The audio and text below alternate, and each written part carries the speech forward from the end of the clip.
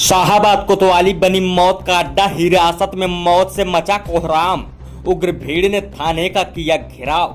जय हिंद दर्शकों, आप देख रहे हैं जेपीएम न्यूज लाइव। बड़ी खबर आपको जनपद हरदोई से दिखा रहे हैं। आपको बता दें, हरदोई के शाहाबाद कोतवाली के सलाखों के पीछे युवक की संदिग्ध मौत ने पूरे इलाके को हिलाकर रख दिया है।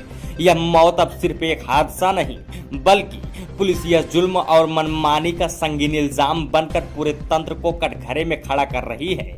सुबह होते ही मृतक के परिजनों के साथ ग्रामीणों का सैलाब कोतवाली के बाहर उमड़ पड़ा। नारे गूंजने लगे, जालिम पुलिस मुर्दाबाद, गुनाहगारों को गिरफ्तार करो।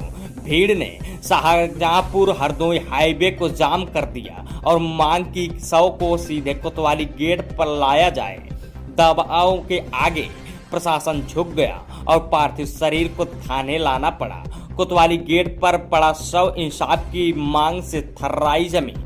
आपको बता दें, आक्रोशित भीड़ ने शव को कोतवाली गेट पर रखकर ऐलान कर दिया, जब तक गुनाहगार पुलिसकर्मी सामने नहीं आएंगे अंतिम संस्कार नहीं होगा। माहौल इतना गरमा गया कि पुलिस और ग्रामीणों के बीच धक्का मुक्की, झड़प और भारी नारेबाजी शुरू हो गई। शाहाबाद की जमीन इस वक्त जनता बनाम जुल्म के रण क्षेत्र में तब्दील हो गई है। सूत्रों की माने तो बढ़ते जनाक्रोश को देखते हुए शासन स्तर पर पूरा थाना निलंबित करने की कार्रवाई पर विचार हो रहा है। यह कदम न केवल पुलिस तंत्र के लिए चेतावनी की घंटी होगा, बल्कि जनता के बीच यह संदेश भी देगा कि कानून से ऊपर कोई नहीं। यह घटना महज एक मौत नहीं, बल्कि इंसाफ और इंसानियत की रूप पर किया गया कत्ल है। शाहाबाद की हवा पुकार रही है कि जब जुल्म हद से बढ़ जाता है तो आवाम की आवाज हुकूमत की नींव हिला देती है। हरदोई पुलिस के लिए यह लम्हा आत्ममंथन का है। क्या वर्दी की ताकत इंसाफ की हिफाजत करेगी या फिर जुल्म की साथी बनेगी?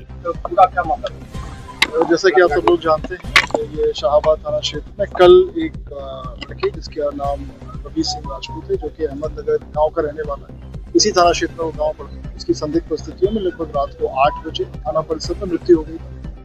उसके पश्चात उनके घर वालों को सूचना दी गई, घर वालों से बात की गई थी। घर वालों ने आरोप लगाया था कि गाँव की एक लड़की 27 तारीख को रवि मृतक के साथ चली गई थी। तो उसमें लड़की के परिजनों ने एक मुकदमा दर्ज कराया था 28 तारीख को, किडनैपिंग का मुकदमा दर्ज कराया था इसी लड़के के ऊपर। उसमें पुलिस ने लड़की को बरामद किया था और लड़के को हिरासत में लिया।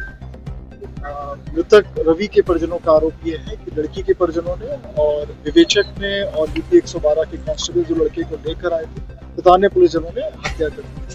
इस बात इस तहरीर पे तत्काल एफआईआर दर्ज की गई। साथ ही साथ इसका आज दिन में वीडियोग्राफी में जो डॉक्टर्स का पैनल होता है उसके थ्रू पोस्टमार्टम कराया था और इनको ये भी अनुरोध किया गया था, अगर आपको मौजूद रहना है पोस्टमार्टम के दौरान तो आप मौजूद रह सकते। तो ये भी मौजूद रहे थे, इनके परिजन मौजूद रहे थे। इनके सामने पोस्टमार्टम हुआ है, वीडियोग्राफी कराई गई है। उसके पश्चात क्योंकि विवेचक पे संगीन आरोप लगे थे, मुकदमा दर्ज हुआ था, तो विवेचक को कल मेरे द्वारा निलंबित कर दिया गया था। साथ ही साथ जो बाल साधक अधिकारी थे, थाना प्रभारी इंस्पेक्टर शिव गोपाल यादव, उनको भी मेरे द्वारा सस्पेंड किया गया था। इसमें अभियोग दर्ज किया गया है। इसमें कुछ लोग हमने हिरासत में भी लिए हैं, जिन पे मृतक के परिजनों ने आरोप लगाया था। साथ ही साथ मृतक के परिजनों का ये भी कहना था कि इसमें जो लड़की के बहनोई पे भी इन्होंने आरोप लगाया कि लड़की के पिता, साथ ही साथ उसके बहनोई भी वही धमकाया था, साथ ही साथ उनका हत्या में इस तरह का आरोप लगाया। तो उस पर भी हम लोग इन्वेस्टिगेशन कर रहे हैं। बाकी जो अभी आए थे पोस्टमार्टम के पश्चात परिजनों के साथ गाँव के कुछ लोग भी आए थे, उनका कहना ये था कि कल थाने पे जो भी ड्यूटी पे थे, जो भी पुलिसकर्मी ड्यूटी पे थे, उन पे भी कार्रवाई होनी चाहिए। उनका ये भी कहना था कि इसको इन्वेस्टिगेशन को सीबीआई भेज दिया जाए। कुछ कंपनसेशन की भी बात हुई थी। तो इन सभी पे क्योंकि डीएम साहब भी मौजूद थे, कुछ उसमें मैटर डीएम साहब के स्तर के उन्होंने आश्वासन उनको दिया। मेरे द्वारा जो इन्वेस्टिगेशन की बात की, साथ ही साथ जो पुलिसकर्मियों पे कार्रवाई की बात की, तो वो हो रही है। वो अतिशीघ्र जो भी इसमें जिम्मेदार है उन पे कार्रवाई की जाएगी। विभागीय कार्रवाई तो की जा रही है, साथ ही साथ इन्वेस्टिगेशन जो भी दोषी उनके खिलाफ आपको मेरी खबर कैसी लगी कमेंट बॉक्स में अपना सुझाव जरूर दें और मेरे चैनल पर अगर नए हो तो चैनल को सब्सक्राइब करना ना भूलें। News desk JPM news live.